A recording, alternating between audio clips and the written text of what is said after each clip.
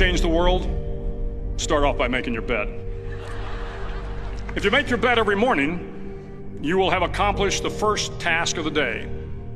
It will give you a small sense of pride, and it will encourage you to do another task, and another, and another. And by the end of the day, that one task completed will have turned into many tasks completed. Making your bed will also reinforce the fact that the little things in life matter.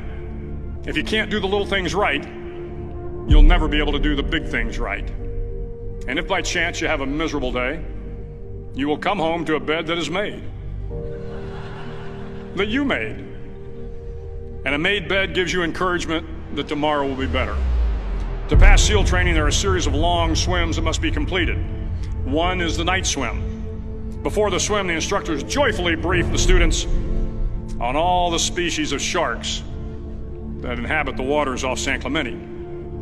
They assure you, however, that no student has ever been eaten by a shark, at least not that they can remember. But you are also taught that if a shark begins to circle your position, stand your ground. Do not swim away. Do not act afraid. And if the shark, hungry for a midnight snack, darts towards you, then summons up all your strength and punch him in the snout, and he will turn and swim away. There are a lot of sharks in the world. If you hope to complete the swim, you will have to deal with them. So if you want to change the world, don't back down from the sharks. Over a few weeks of difficult training, my SEAL class, which started with 150 men, was down to just 42. There were now 6 boat crews of 7 men each.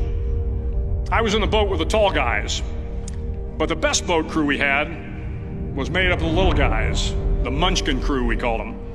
No one was over 5'5". The Munchkin boat crew had 1 American Indian, 1 African American, 1 Polish American, 1 Greek American, 1 Italian American, and 2 tough kids from the Midwest. They out-paddled, outran, and outswam all the other boat crews.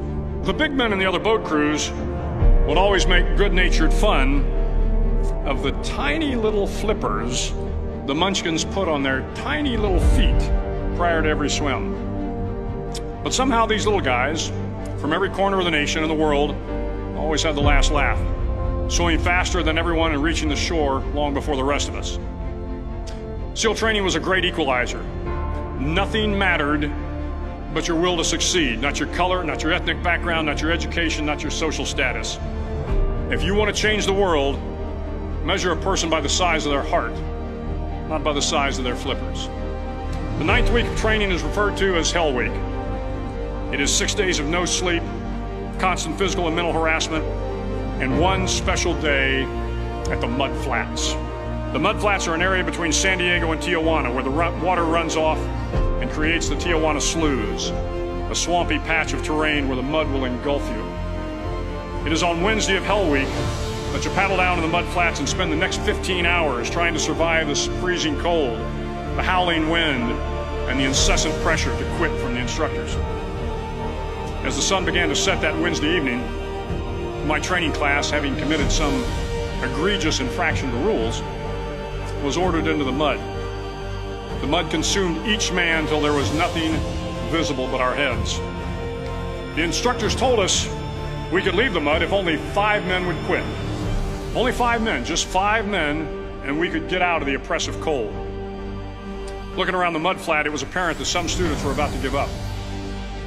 It was still over 8 hours till the sun came up. 8 more hours of bone-chilling cold. The chattering teeth and the shivering moans of the trainees were so loud, it was hard to hear anything. And then one voice began to echo through the night. One voice raised in song. The song was terribly out of tune, but sung with great enthusiasm. One voice became 2, and 2 became 3, and before long, everyone in the class was singing.